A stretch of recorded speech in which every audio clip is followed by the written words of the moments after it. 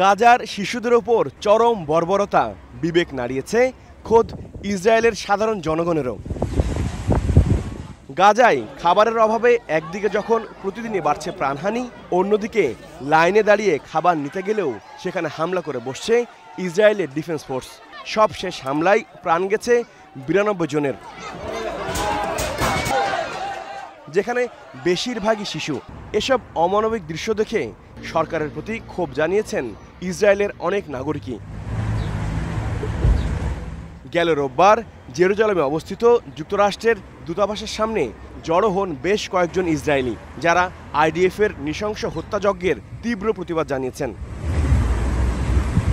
প্রতিবাদের এ ভাষা ছিল একেবারেই ভিন্নধর্মী। কেউ কোনো শব্দ উচ্চারণ না করে কেবল খালি হাঁড়িপাতিল নিয়ে দাঁড়িয়েছিলেন দীর্ঘ সময়, যেন এর মধ্য দিয়ে বিশ্ববাসীর কাছে পৌঁছে দেওয়া হচ্ছে গাজাবাসীর আত্মচিৎকারের বার্তা। একদিকে নির্বিচারে হামলা, অন্যদিকে প্রবল খাদ্যাভাব।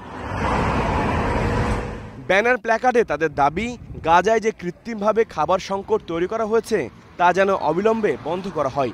আবার অনেকেই বলছেন, কাউকে ইচ্ছে করে অনাহারে রাখা একরকম যুদ্ধাপরাধ।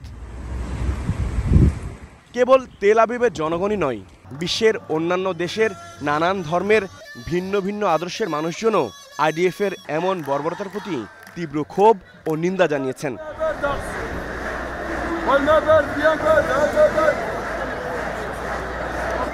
HROV, star news.